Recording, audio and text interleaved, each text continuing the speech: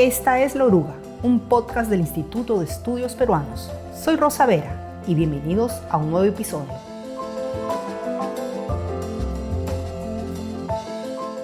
Eduardo Toche Medrano es historiador, licenciado en Historia por la Universidad Nacional Mayor de San Marcos, magíster en Historia por la Facultad Latinoamericana de Ciencias Sociales Flaxo, sede Ecuador. Actualmente es investigador del Centro de Estudios y Promoción del Desarrollo, DESCO.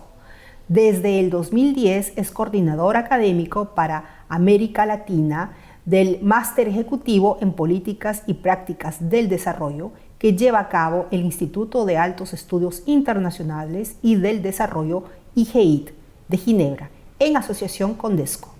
Entre el 2002 y el 2003 fue investigador de la Comisión de la Verdad y Reconciliación del Perú.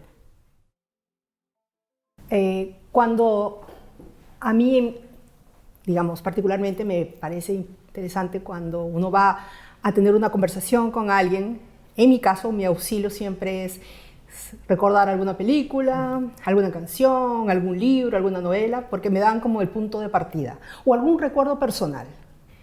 Y en este caso, viniendo de casa al Instituto de Estudios Peruanos, en donde nos encontramos grabando este episodio de La Oruga, me acordé de mis tiempos en San Marcos, que ya hace bastante, cuando fuimos invitados a un congreso en Cusco, que coincidió en ese congreso con algunas marchas en la ciudad de Cusco, ¿no? Entonces, como antropóloga en formación en esa época, mis profesores decían siempre: acércate, pregunta, es el momento de querer saber un poco más de lo que pasa en el país.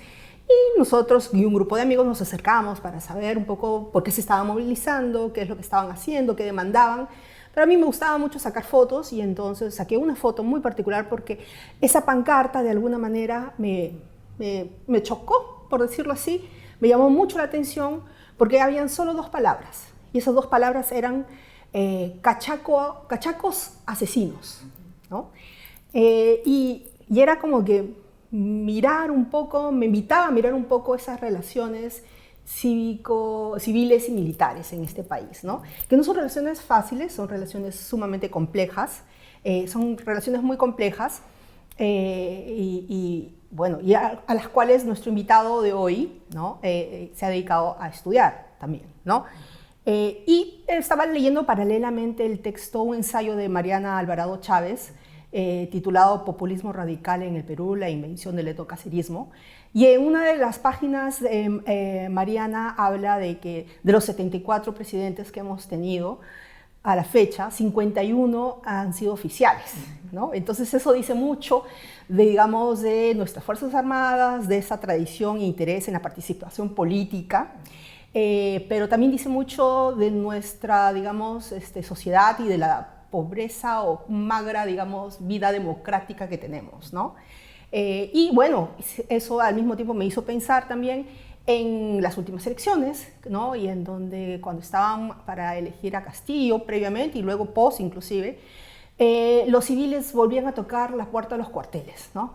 Y pedían un golpe, de alguna manera, ¿no? Pedían que se hiciera algo porque íbamos a caer en manos del comunismo y los enemigos estaban ahí listos para ingresar y entonces había todo ese discurso, ¿no? Que no es un discurso de ahora, es un discurso que es recurrente, parece, en nuestra vida política, ¿no? Y en Latinoamérica en general, ¿no?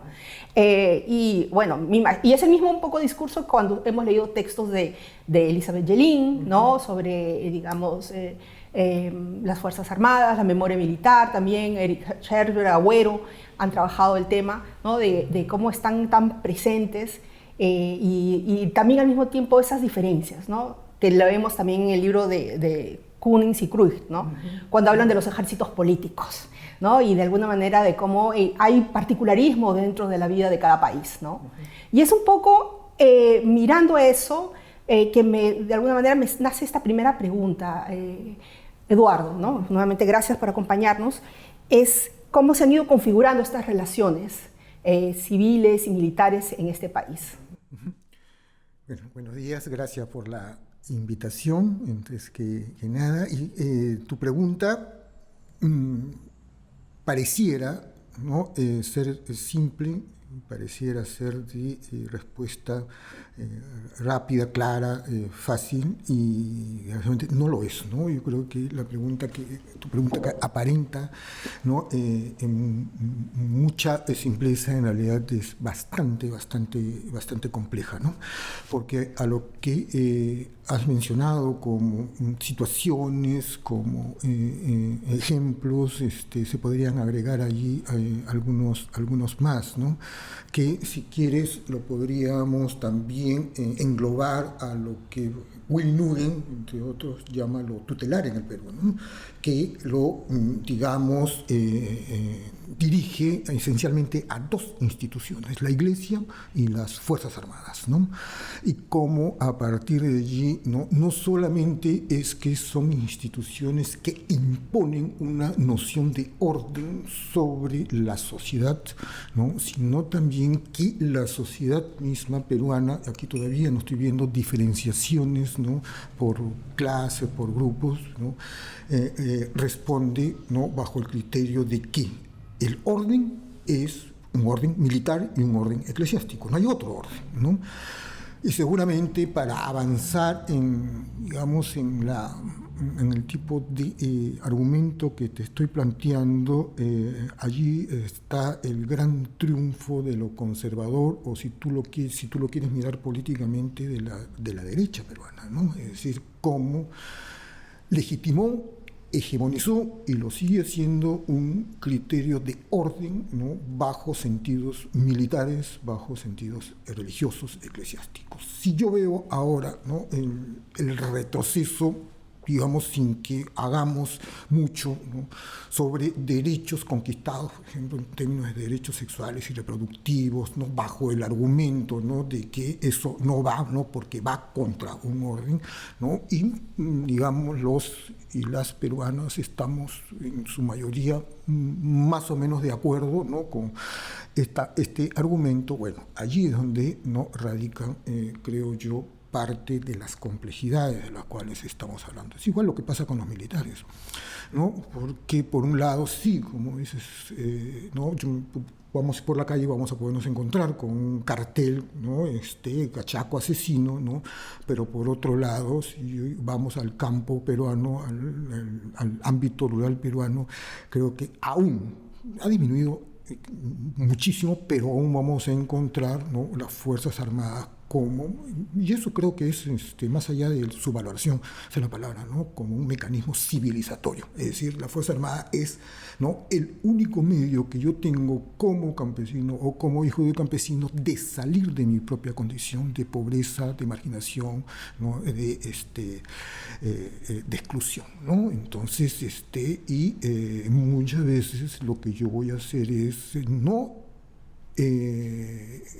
que no me enrole la leva, ¿no? Bien estudiada, ¿no? por Carla Granados, ¿no? Sino que voy a ir voluntariamente porque es la única oportunidad, si quieres, que me da el sistema para yo poder aspirar a salir, ¿no? De la condición extremadamente marginal en la cual me hallo. Y esta es la historia, sobre todo del ejército en Perú, ¿no? Del ejército profesional, el ejército que, si quieres una fecha, ¿no? De inicio, fue fundado por Nicolás de Piedra en 1895, cuando trae la misión francesa, ¿no? A organizar el ejército profesional. Y esta misión francesa es bien interesante aquí el dato, ¿no? Los oficiales que vienen de esta y las siguientes misiones francesas no son oficiales que han hecho o estaban haciendo sus servicios en la metrópoli. Ellos no vienen de París, ni siquiera de Francia, ¿no? Estos son oficiales que han servido en las colonias, ¿no? Han servido en Argelia, han servido en Indochina, ¿no? Y vienen, por lo tanto, con un encuadre respecto a cuál es la misión militar muy diferente, ¿no? A un militar que se formó y trabajó, ¿no? En París, en Saint-Cyr u otras academias, ¿no? Y estos eran oficiales, digamos, donde el concepto de la administración del territorio y la administración de los grupos sociales era central para establecer un criterio de orden y un criterio de seguridad en estos espacios, ¿no? Es decir, son espacios coloniales. Eso es lo que traen ellos acá. Y así reorganizan el ejército. ¿Y por qué? Y aquí viene el otro dato, creo, importante para nosotros. Porque no solamente los militares, sino también toda la intelectualidad peruana, y cuando te digo toda la intelectualidad peruana, desde la izquierda a la derecha, desde José Carlos Mayate a Víctor Andrés Belaúndes, todos consideraban que el problema nacional de un país como el Perú era el problema del indio, y había que resolverlo. Las diferencias estaban, ¿no es cierto?, en cómo hay que resolver este problema, pero que para todos este era el problema, para todos esto era el problema, y para los militares también. Entonces, ahí es donde vienen, ¿no?, digamos, cómo ellos van formulando, ¿no?, su criterio civilizatorio, ¿no? Es decir, Chile nos derrota porque no somos un país. Y no somos un país porque es un espacio habitado eminentemente por indios. Ese es el razonamiento. Entonces, hay que convertir, ¿no?, al Perú, ¿no?, en un país habitado por peruanos. Por lo tanto, hay que civilizar a los indios. Y el ejército tiene que plantearse esta misión. Y el ejército va a ser el conducto mediante el cual, y de manera muy consciente, ¿no?, el indio, ¿no?, hay que peruanizarlo. Entonces, el servicio militar fue esto, ¿no? Entonces, la cuestión es cómo en 2 años, ¿no?, a un indio yo lo convierto en peruano. Es decir, lo alfabetizo, es decir, le doy nociones de higiene, es decir, le doy nociones de urbanismo, estoy empleando los términos, ¿no?, que ellos usan, ¿no?, y por lo tanto, ¿no?, convertirlo en otro. Lo interesante acá es que esta era la misión, pero a ese oficial nunca en la historia de la escuela, ¿no es cierto?, hubo, por ejemplo, una línea que permitiera una, ya no vamos a decir una comprensión cultural de lo que habíamos transformado, ya es muchísimo, creo, eso, ¿no? Pero al menos una cuestión lingüística, ¿no? Oye, enséñale quechua, ¿no? No, él iba en castellano y si entendieron bien y si no entendieron, bueno, van a tener que entenderlo, ¿no? Más o menos. Estoy deduciendo, no groseramente esto, pero eso fue más o menos la idea. Por eso que el servicio militar suena tan brutal, ¿no es cierto? Porque, claro, lo estoy diciendo acá casi en términos antropológicos, ¿no? Pero ya, ¿no?, supongamos todos nosotras y todos nosotros, ¿no?, esto ya en el hecho, ¿no?, en lo que significa, ¿no? Y ahí es donde está, digamos, ¿no?, la memoria de la brutalidad del servicio militar, sobre todo el obligatorio, ¿no? ¿Y por qué? Porque fue así. Ahora, lo otro, Rosa, es que nosotros, a pesar de la enorme importancia política y social que ha tenido, ¿no?, las Fuerzas Armadas, nosotros nunca desarrollamos una línea ni de sociología ni de antropología militar. Es decir, nosotros lo sabemos, ¿no?, que son ellos como grupo social, ¿no? Es decir, digamos, bajo, ¿no?, los cánones, ¿no?, de una comprensión sociológica o una comprensión antropológica, ¿no? No lo sabemos. Entonces, cuando sucede esto, ocurre que desde afuera siempre vamos a homologar, siempre vamos a homogeneizar. Es decir, son los militares. Pero si tú acercas el zoom, te das cuenta que no son los. Para adentro hay tanta diferenciación como la sociedad peruana, porque son parte de la sociedad peruana, ¿no es cierto? Entonces,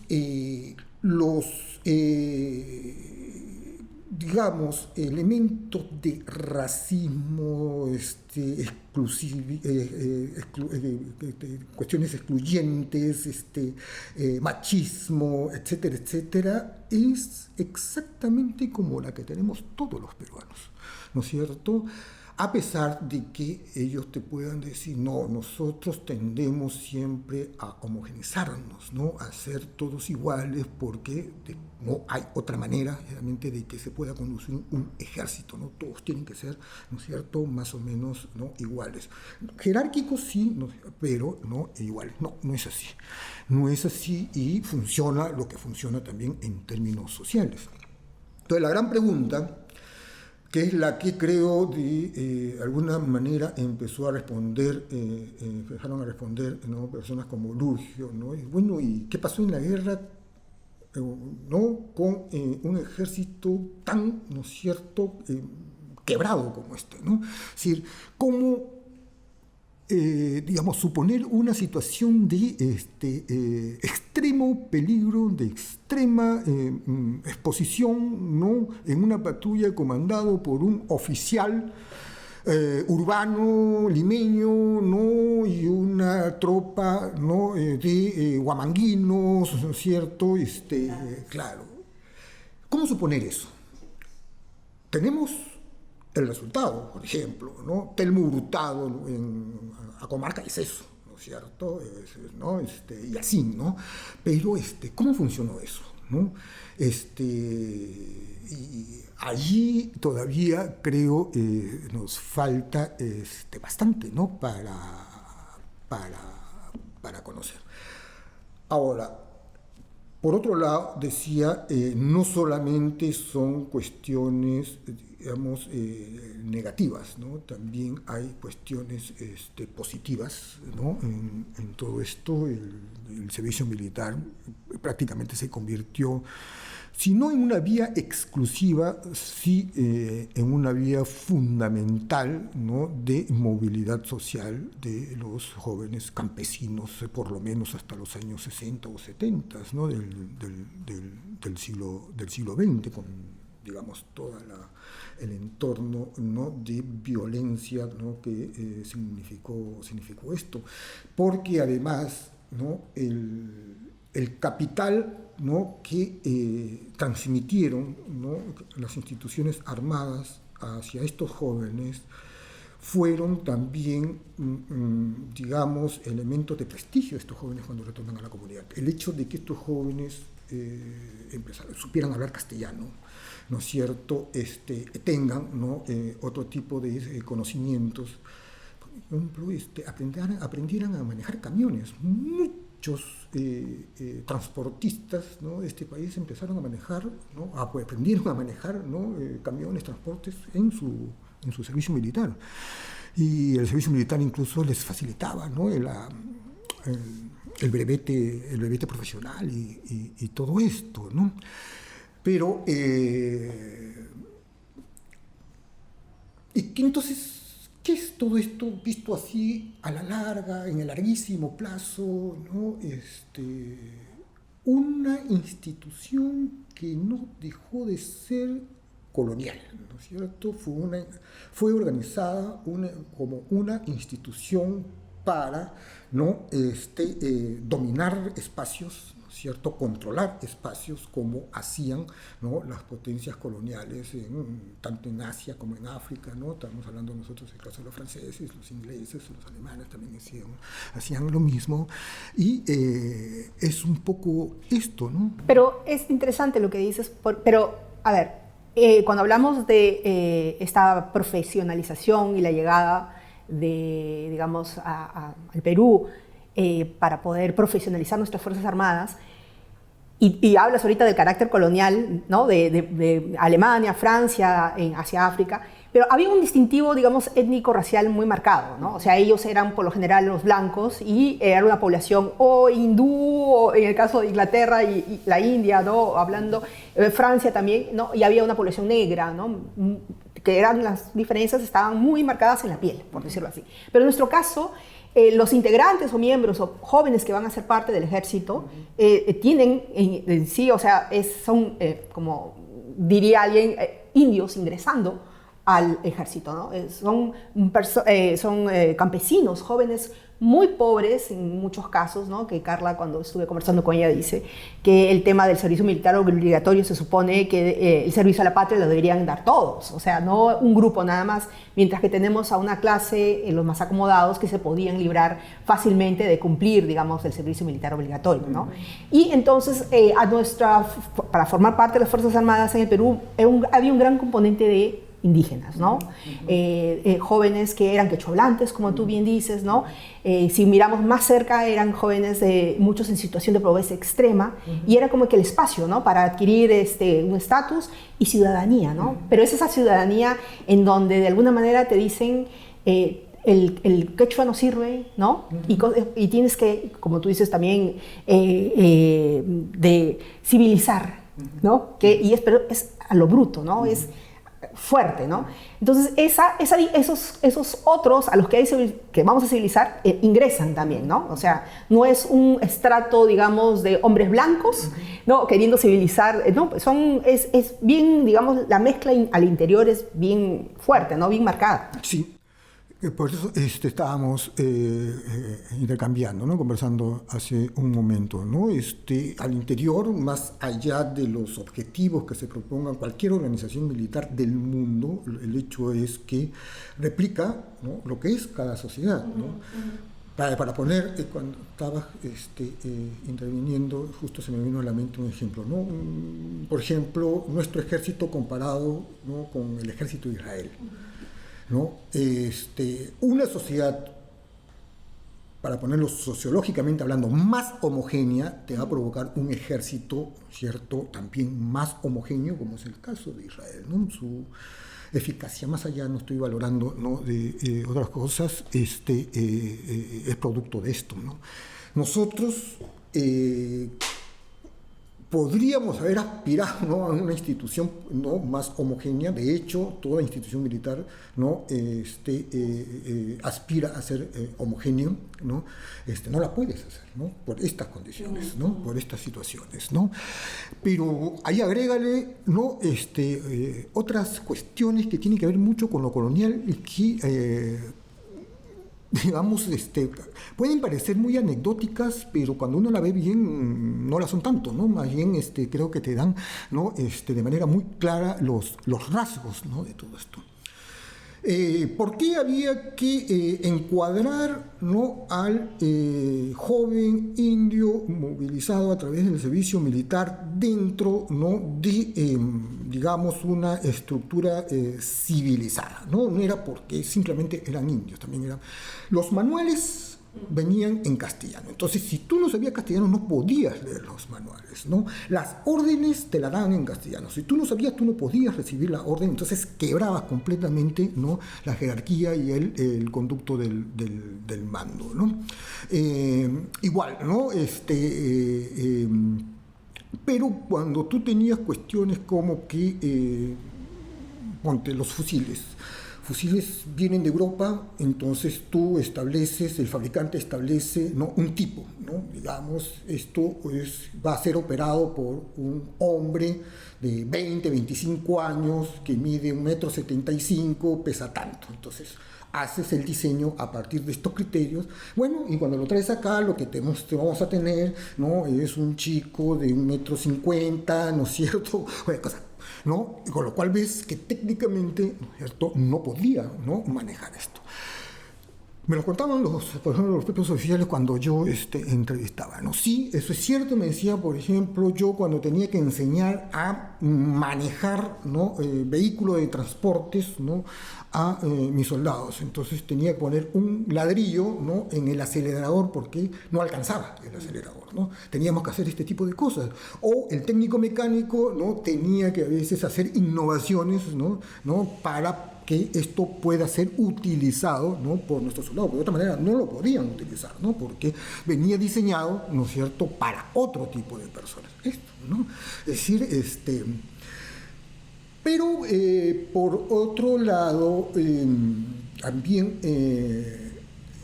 eran oficiales que al desarrollar su noción de país, ¿no?, empezaron a asumir, como todo militar también en todo el mundo, ¿no?, que los únicos que podían pensar el país en su totalidad eran ellos. Los civiles, todos nosotros, no podíamos hacerlo porque nosotros teníamos intereses particulares, no podíamos formularnos una idea, ¿no?, general del país. Ahora, si esto tú lo acompañas con el hecho de ser, a partir, ¿no?, de su estructuración, prácticamente el único lado de un Estado como el Perú, el otro puede ser, ¿no?, el servicio diplomático, ¿no?, ordenado, estructurado, jerarquizado, ¿no?, donde, si quieres, funcionaba de alguna manera la meritocracia. Bueno, eran ellos, ¿no es cierto? Es decir, era lo único permanente, ¿no?, en un Estado como el peruano, ¿no?, en medio de todo lo que era las otras partes del Estado, ¿no? Y esto les daba también digamos, una cierta visión positiva, ¿no?, frente a los civiles. Mira, para adelantarnos un poco, ¿no?, la participación política actual de los militares. Digamos, sin reducirla, miremos a los congresistas militares, ¿no?, que yo creo que es algo que merece prestarle atención, ¿no?, tomarle mucha atención a esto, ¿ya? El congresista más votado del actual Congreso, de lejos, ¿no es cierto?, es Jorge Montoya. Jorge Montoya obtuvo 140.000 votos. El segundo más votado, la segunda más votada, creo que fue una mujer, tiene casi 40.000 votos menos.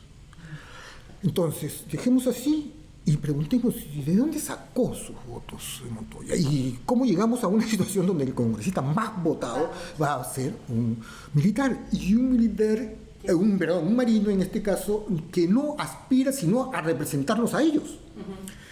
Entonces, y si vemos las campañas, no son personas que hayan ido buscando votos por espacios que no, eso es allí mismo, entre ellos, ¿no es cierto?, que han conseguido.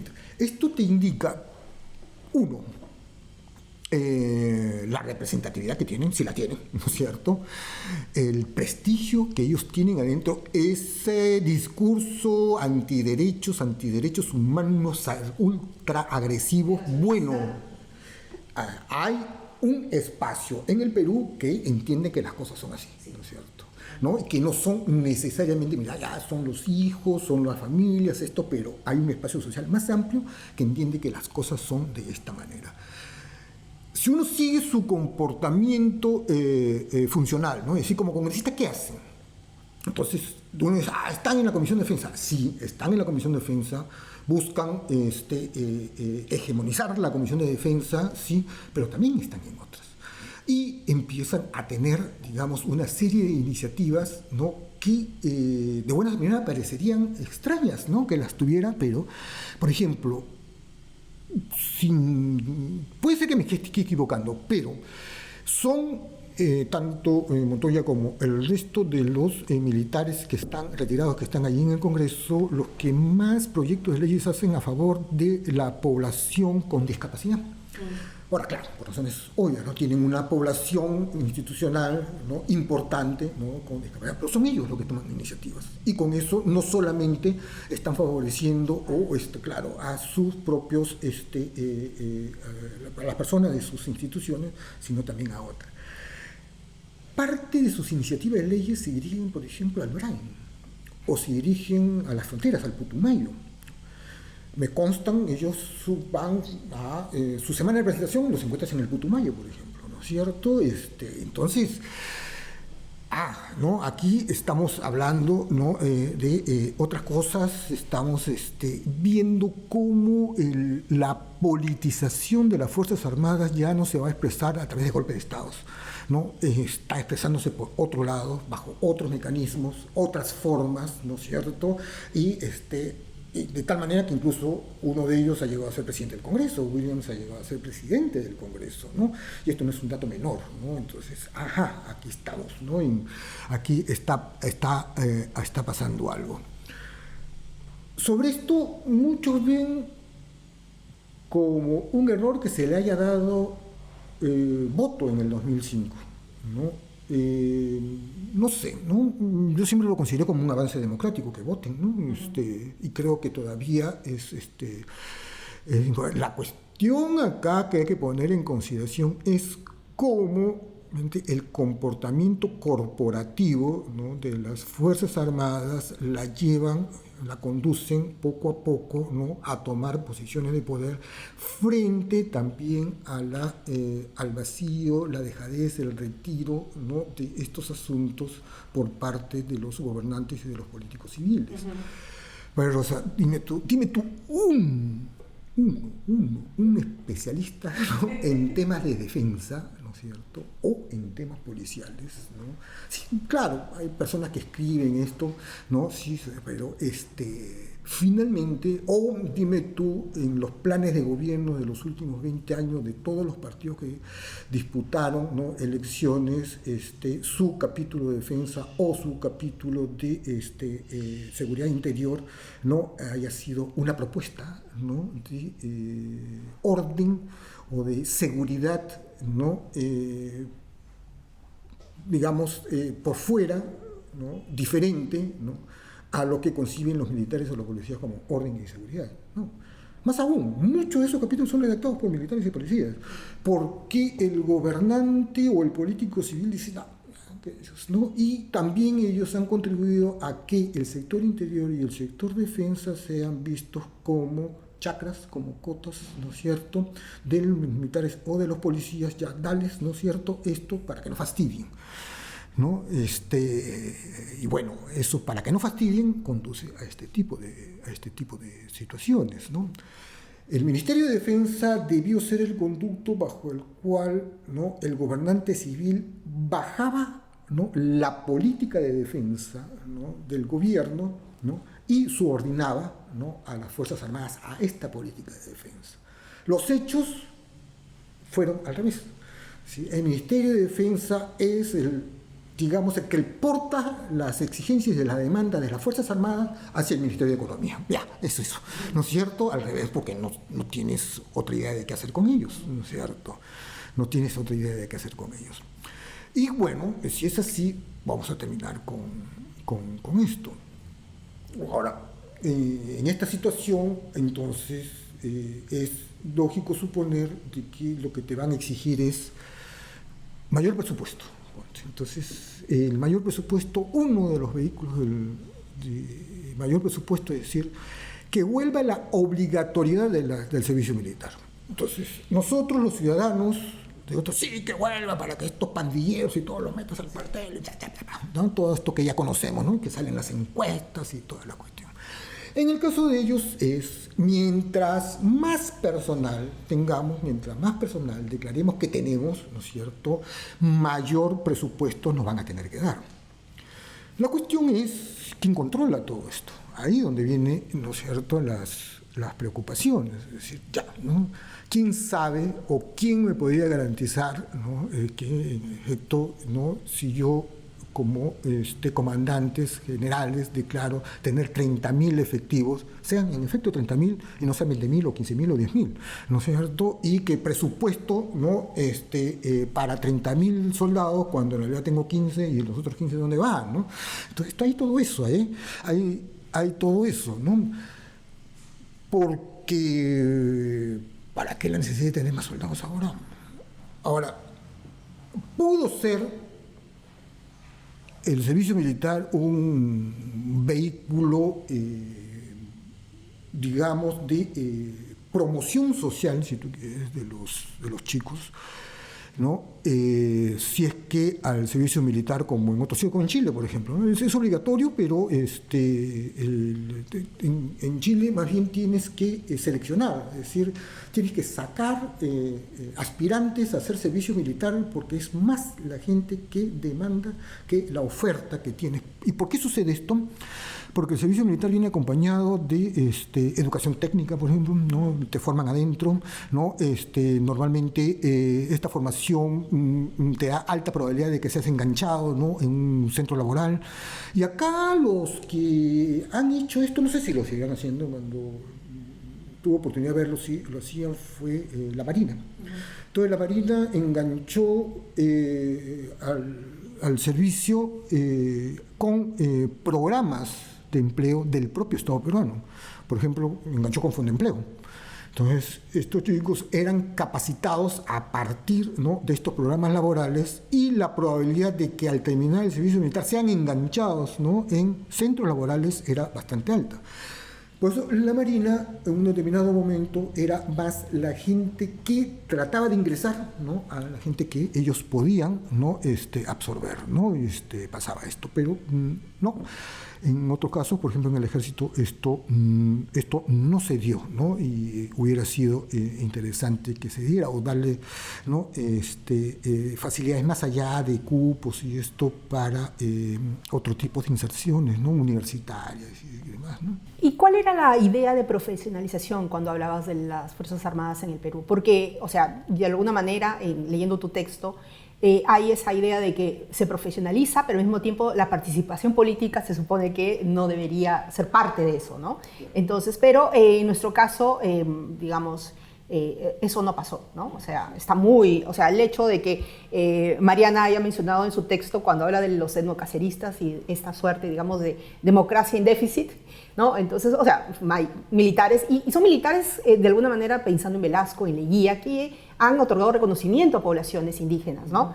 Y han hecho una reforma agraria hecha por militares. Mis amigos que son de Brasil me dicen, eso es algo único, digamos, de alguna manera en América Latina, ¿no?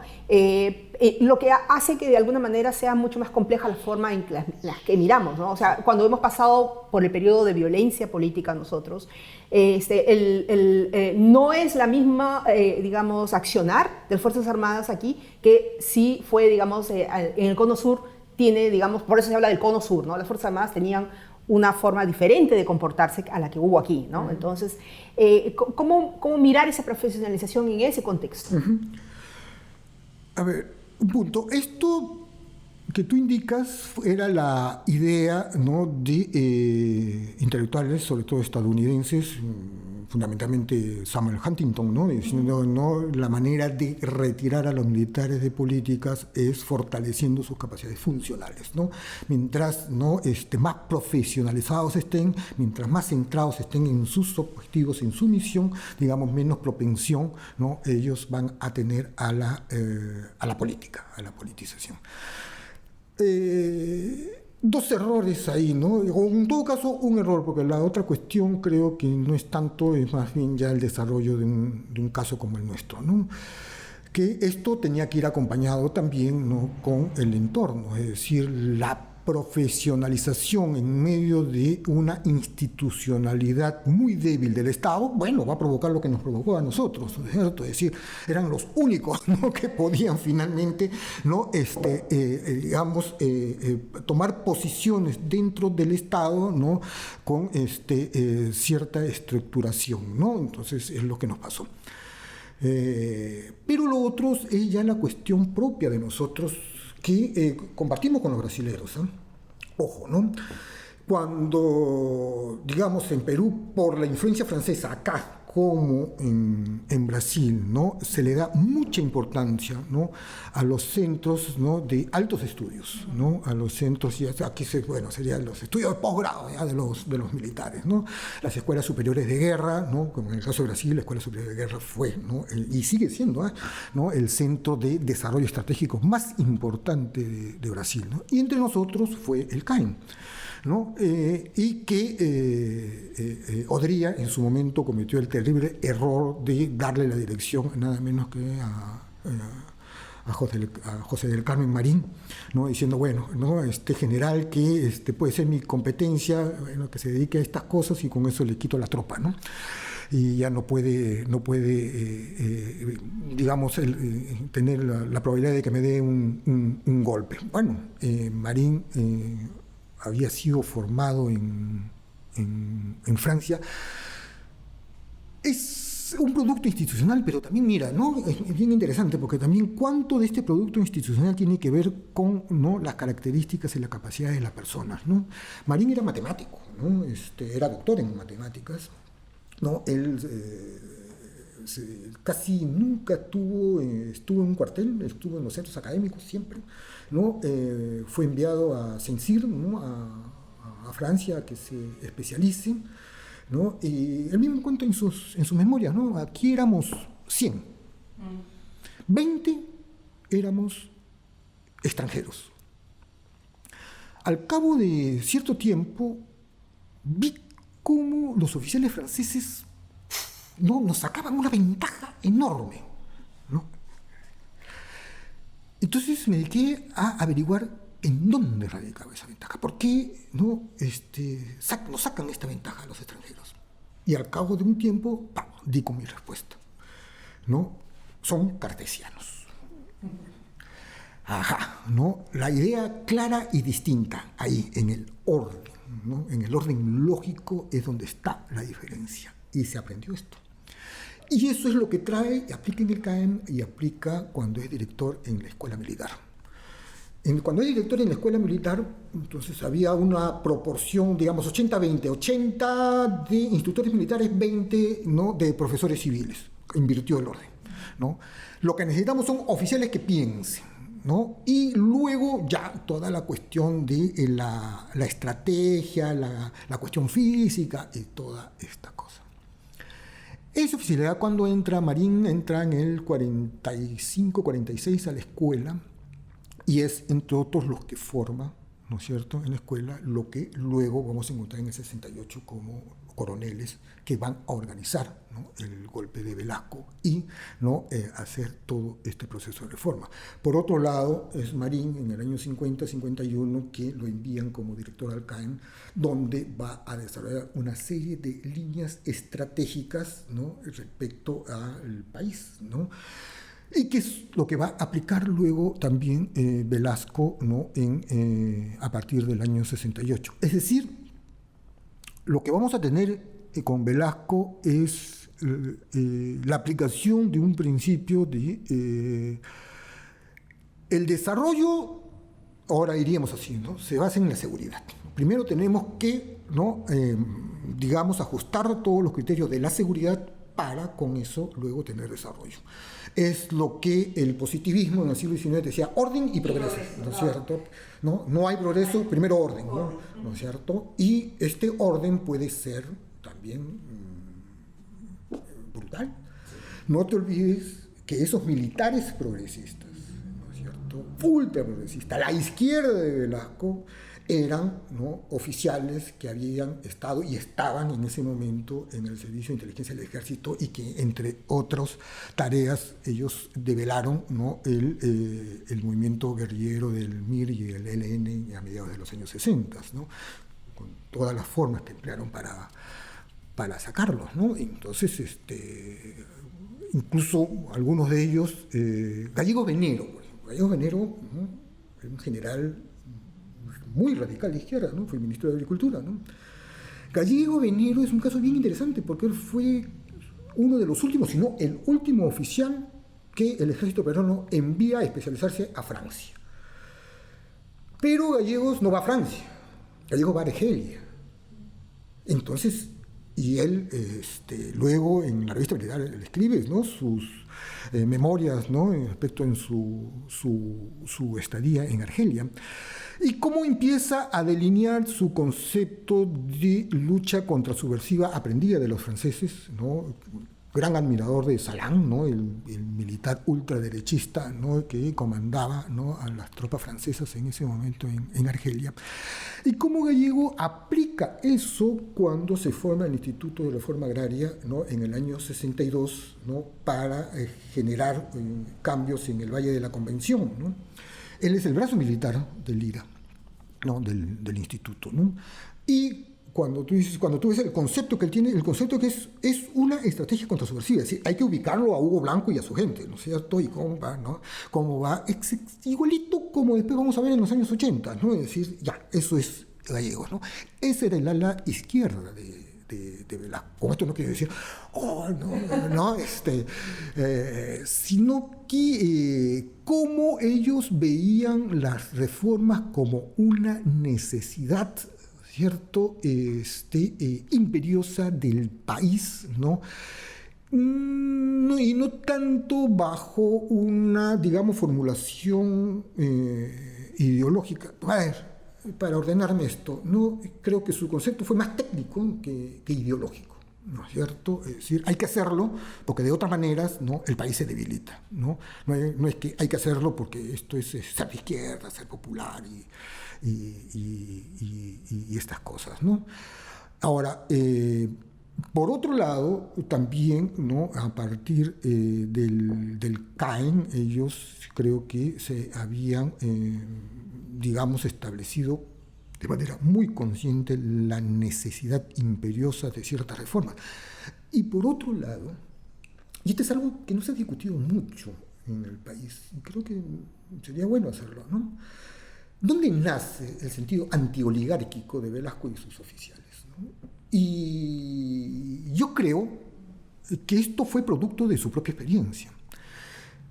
Es decir, cuando ellos veían, ¿no?, cómo los hacendados les disputaban, ¿no?, los chicos, es decir, evitaban que los chicos vayan al servicio militar, ¿no? Los escondían, esto porque era su mano de obra, ¿no es cierto? Entonces, y cómo muchos oficiales reclutadores empiezan a quejarse, ¿no?, de esta situación, y cómo van formando también, ¿no?, digamos, una idea diciendo, estos no son peruanos, pues, ¿no es cierto?, porque si fueran peruanos, ¿no?, y van ahí formando en la experiencia un incipiente, si tú quieres, ¿no?, sentido antioligárquico, que después sí se va a expresar programáticamente con Velasco, ¿no? Es decir, la oligarquía, como los comunistas, ¿no es cierto?, son los que, digamos, no permiten, ¿no?, que el país, ¿no?, se desarrolle, el país, ¿no es cierto?, progrese, ¿no? Entonces hay que sacarlos a ambos, ¿no es cierto?, ¿no? Ojo, ¿no? No solamente a los oligarcas, porque también ahí, ¿no?, había que ver, porque muchos dicen sí, progresistas, sí, porque estuvo el Partido Comunista apoyándolos, sí. Pero cuando Carlos Franco, por ejemplo, estuvo vivo, alguna vez en una conversación me dijo, ya, pero no te imaginas digamos, seguramente no anticomunistas, pero digamos los recelos frente a los comunistas que tenían ellos. Era obvio, ¿no es cierto? ¿Por qué, no?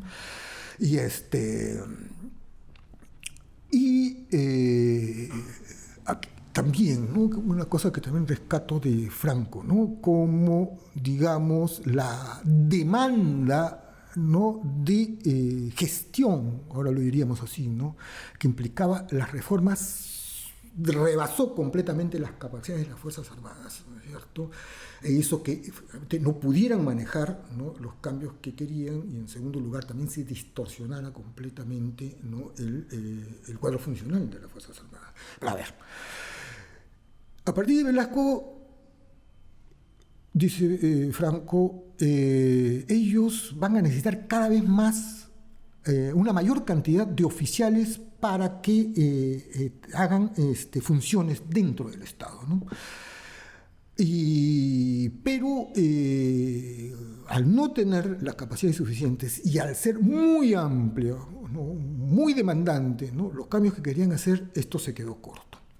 Y tuvo un doble efecto, hipótesis, ¿sabes?, porque esto ya es a partir de una serie de cuestiones. Por un lado, ¿no?, se quedan cortos en hacer reforma, y por otro lado, hay un vaciamiento de instructores dentro de las escuelas. Es decir, lo que debían ser instructores en las escuelas estaban cumpliendo función pública.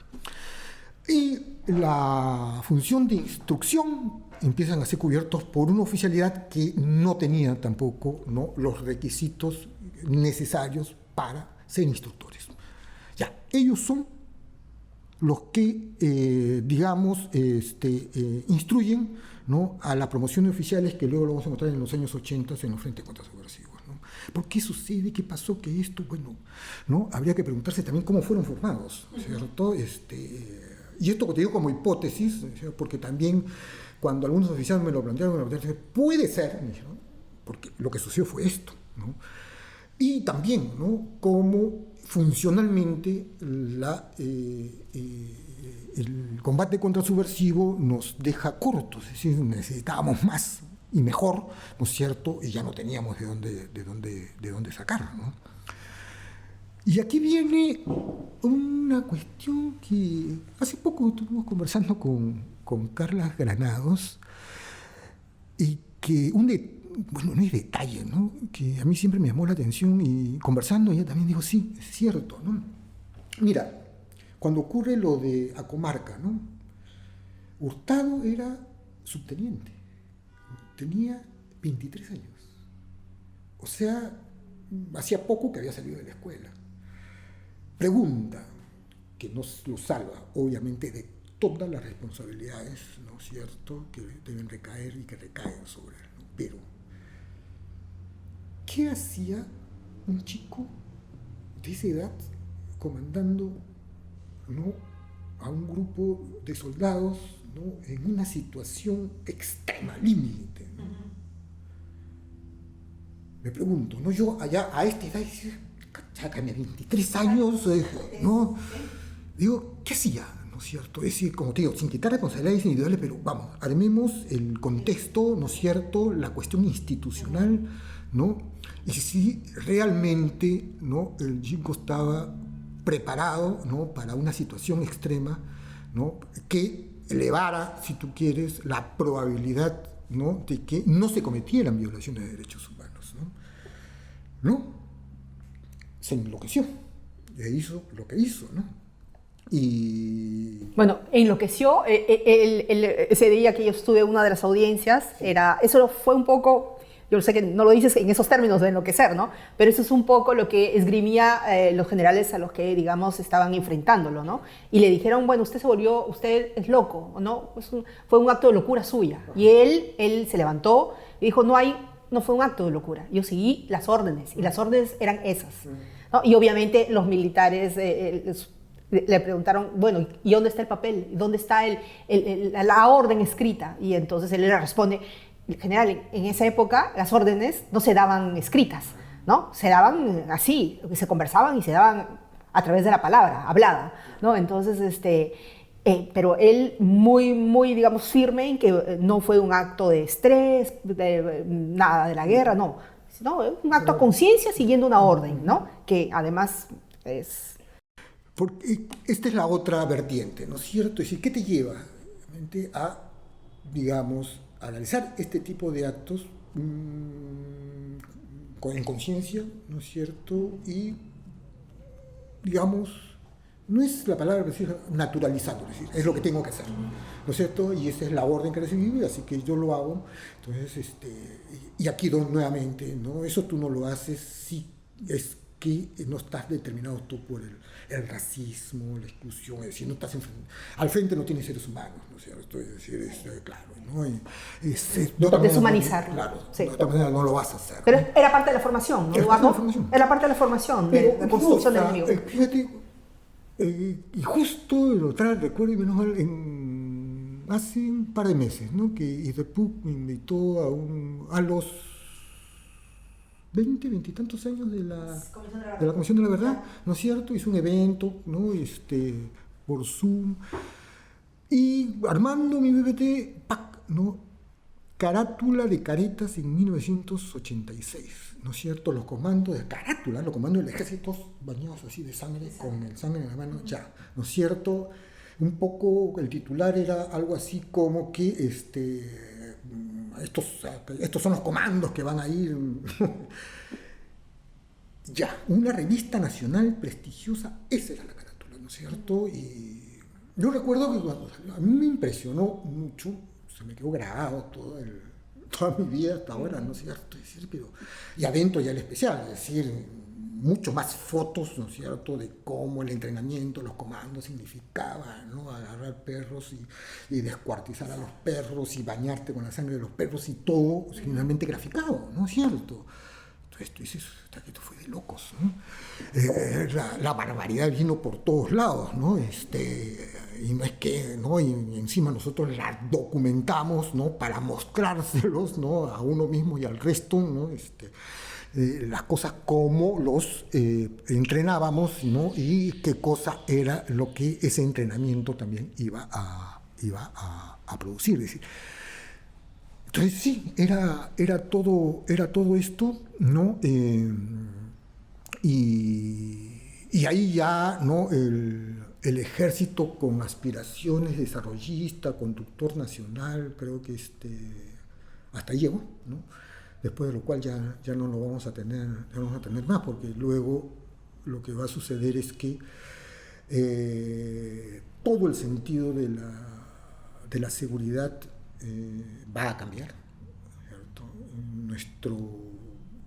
problema es que nosotros no hicimos los cambios institucionales que acompañaran a esos cambios doctrinarios. Es decir, ahora el concepto es otro, las amenazas son otras, ¿no es cierto? Por lo tanto, el entrenamiento es otro, ¿no?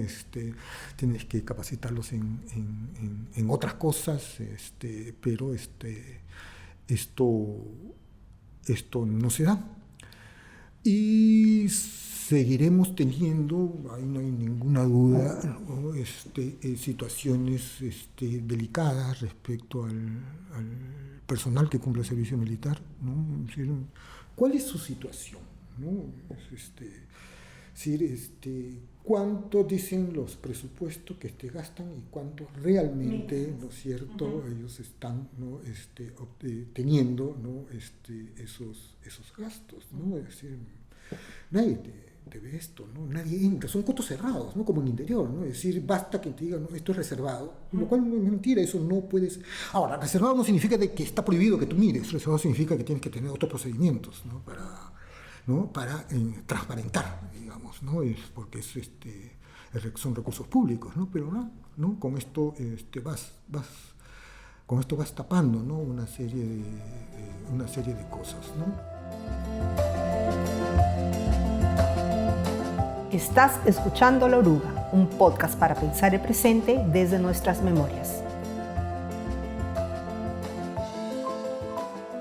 Bueno, los soldados a los que entrevista Lurgio Gavilán era muy recurrente en los testimonios que leemos en el libro de Perros y Promos, que muchos mencionaban que a veces no recibían el escaso sueldo que ya era, ¿no? Y bueno, sin hablar de la falta, digamos, de comida, zapatos, ¿no?, los borceguís, ropa, trabajar en un clima de altura con un frío espantoso, pero sin tener cómo cubrirse, obligados a robar Entonces tenías todo eso dándose, digamos, al interior de estos cuarteles, ¿no?, que se suponía que ellos eran como la encarnación de la patria, defendiéndonos del enemigo, y eran tratados de esa manera, ¿no? Sí, y mira que todavía ahí lo estamos planteando en términos generales, ¿ya? Porque si ya acercamos más el lente, vamos a ver, por ejemplo, cómo en el noreste, ¿no?, donde vamos a tener el cuartel más grande del país, el Milagro, ¿no?, los soldados ahí son predominantemente ahuajun, huampis, ¿no? Es decir, cómo se da, ¿no?, el ambiente cultural, ¿no? O si nos vamos hacia el Brain, ¿no?, Satipo, seguramente lo que vamos a tener ahí son, ¿no?, un cuerpo de soldados mayoritariamente achánicas, ¿no? Cómo se da, ¿no?, el ambiente cultural, ¿no?, allí, ¿no? Los soldados que conforman la tropa no son iguales, ¿no?, no, en cada uno de estos lugares, en cada una de estas situaciones, ¿no? Mira lo de Puno, ¿no? Es decir, un oficial exigiendo que se tiren al río, ¿no?, y chicos que no sabían nadar y que terminaron ahogados, ¿no? Es decir, ¿en qué está esto, no?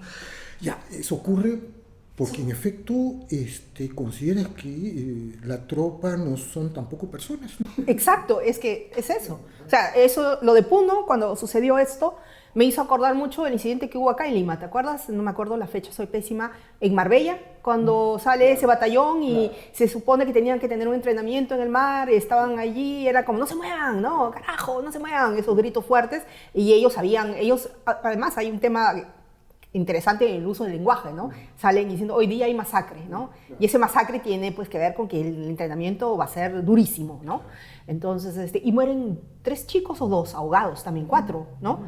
Que no sabían nadar, pero que el instructor no le importó nada, ¿no? Y los lanzó a un mar que estaba embravecido, ¿no? Estaba brutal y murieron, ¿no? Entonces, eso te dice mucho de que así como en la sociedad, como tú lo mencionabas, esas brechas sociales internamente en un espacio como el militar son brutales. El racismo y de que hay personas que pueden ser totalmente, ¿no?, descartables, está muy presente, ¿no? Ahora, y asociado a esto, porque la otra gran novedad de las últimas décadas, además del voto a los militares, fue la incorporación de las mujeres, ¿no?, a las instituciones armadas, ¿no? Y esto es bien interesante, ¿no? Porque el año 98, por una serie de circunstancias, ¿no? Que ya no vamos a... El Congreso decide que las Fuerzas Armadas deben incorporar mujeres a sus instituciones, ¿no? Y por lo tanto, ¿no? Inmediatamente todas ellas tenían que abrir, ¿no? las puertas e incorporar a las mujeres. Primera cuestión, ¿no? A nadie se le ocurrió, ¿no? que algo que sí puede ser visto, ¿no? como una, ni siquiera reivindicación, porque aquí ningún movimiento y ninguna ONG feminista exigió, ¿no? esto, pero bueno, ¿no? creo que sí estaba, ¿no? en las pautas generales, ¿no? de los derechos de género que se planteaban desde Naciones Unidas y todo esto, ya, acá, ya veamos por ese lado.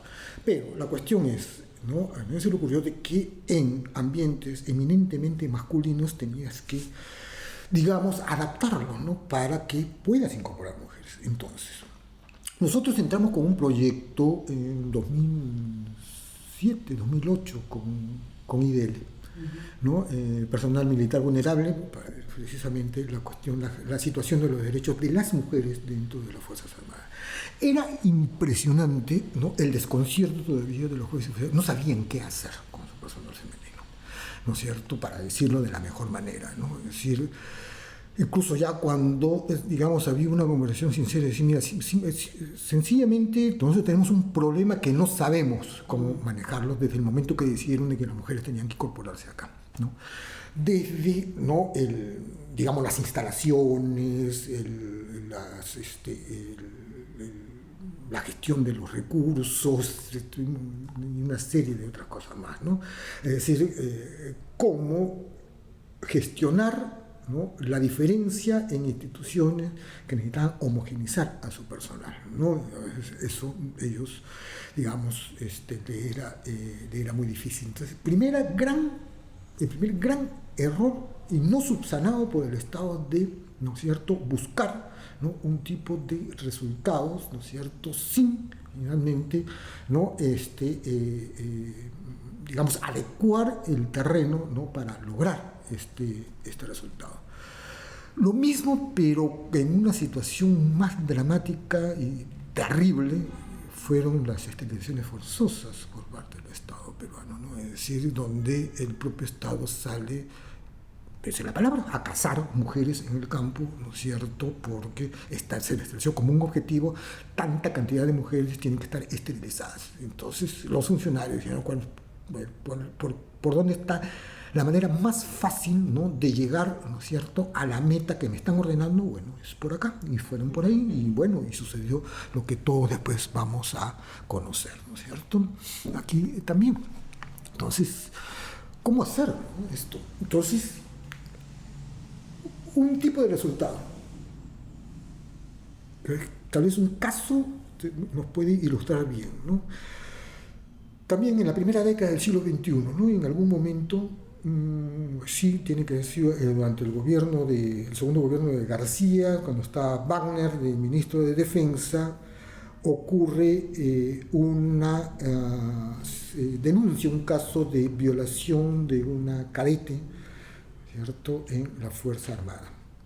Entonces, de viceministra está una mujer, ¿no? Entonces dijimos, oye, ¿qué pasa acá? Mira, ¿sabes qué? Yo consulté, ¿no es cierto?, a mis asistentes, ¿no?, todas militares, y todas indignadas, ¿no?, por el hecho de que la chica haya denunciado porque eso iba contra la institución, ¿no es cierto?, y que había que expulsarla, había que denunciarla, que esto porque eso no se hace. Eso me dijeron, nosotros los que promocionábamos, ¿no?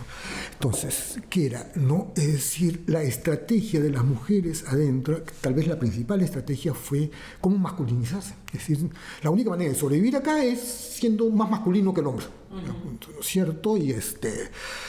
Y terminaba haciendo eso, ¿no es cierto? Y terminaba haciendo eso, ¿no? Y sí, y ahora, esto, como te digo, hasta donde llegamos es en una situación de cadetes u oficiales. La mujer que formaba parte de la tropa, no sé. ¿Cuál fue su situación? ¿Cómo habrá sido? ¿Cómo es su situación? ¿No? La propia mujer policía, donde, digamos, es más...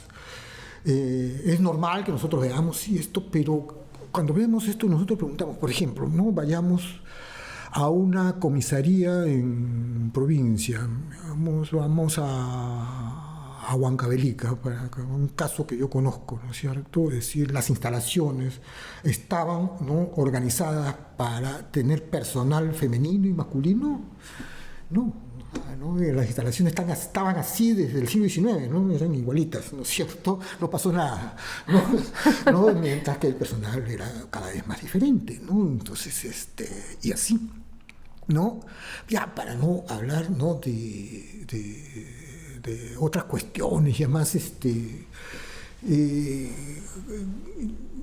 los servicios ginecológicos de la sanidad, tanto de la policía como de las Fuerzas Armadas, cambiaron. ¿Cómo son los regímenes laborales? ¿No? ¿Son iguales? Porque no deben ser iguales, ¿no es cierto? Los regímenes laborales tienen que ser diferentes, ¿no? La mamá oficial, ¿cómo hace? ¿Cómo se encarga de su hijo? ¿No? Son cuestiones, no sé si ahora estarán contempladas, ¿ah? En el momento que no se suponía de que aquí todos estábamos en la misma situación, y por lo tanto,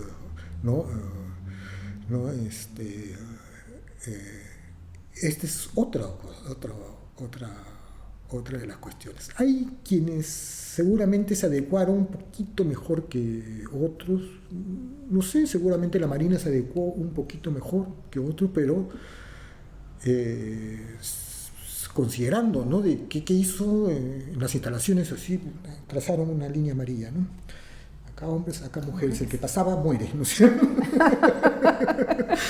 ya, un tipo de solución, digamos, ¿no es cierto?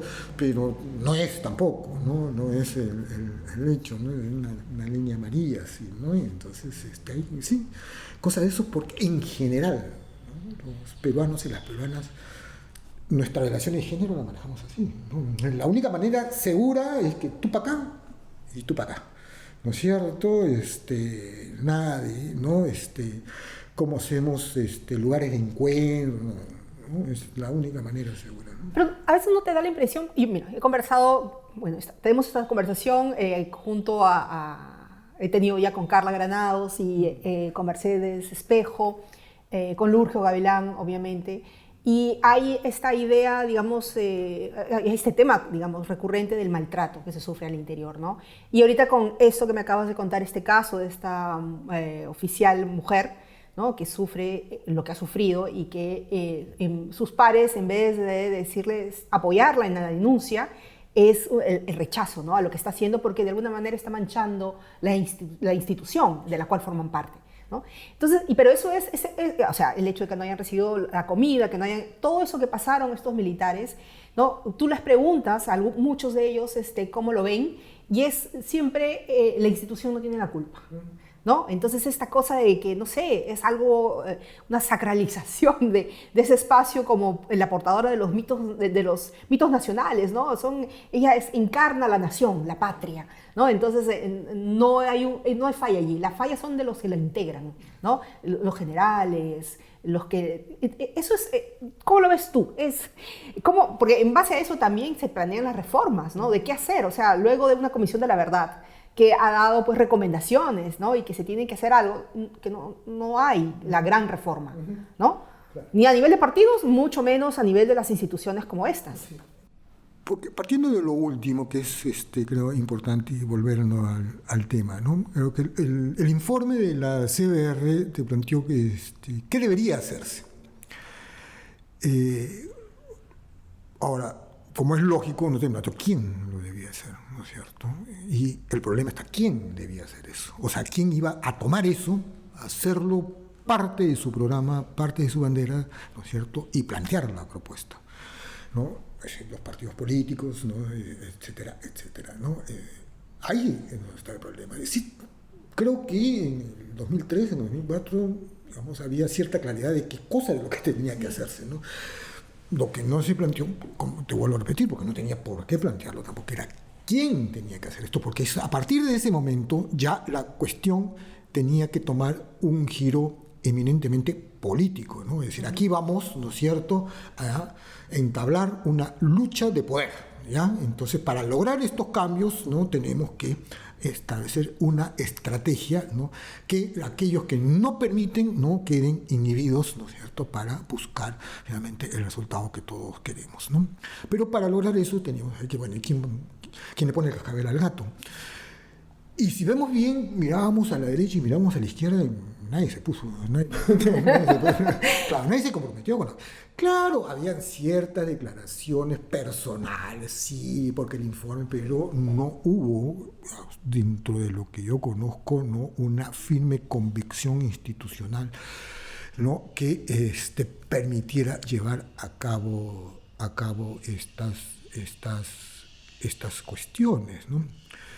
Y sobre lo segundo, incluso nosotros podemos ir más allá, porque hasta ahora, como dentro de las instituciones lo que tenemos es un reflejo de la manera que construye la sociedad peruana para relacionarse entre sí, ¿no?, como que nos hemos quedado todavía en el discurso binario, hombre-mujer, y la diversidad sexual. Porque puedes conversar con ellos hasta hombre-mujer, ¿ya? Lo otro, ¿cómo te pueden? Ni se supone que existe, ¿no es cierto? Cuando hay ejércitos que asumen, ¿no es cierto?, y se organizan y finalmente establecen criterios para el respeto, obviamente, de los derechos de personas, ¿no es cierto?, con diversidad sexual, ¿no?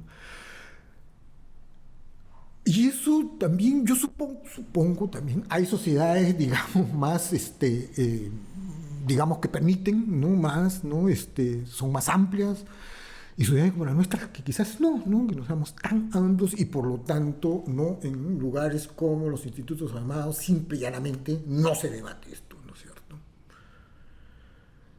Y cuando digo no se debate, yo estaba en situaciones donde oficiales, exoficiales, digamos, ya, ¿no?, con un criterio, digamos, un poco más amplio, alguna vez en conversaciones, ¿no?, muy informales, no te voy a decir así, ¿no?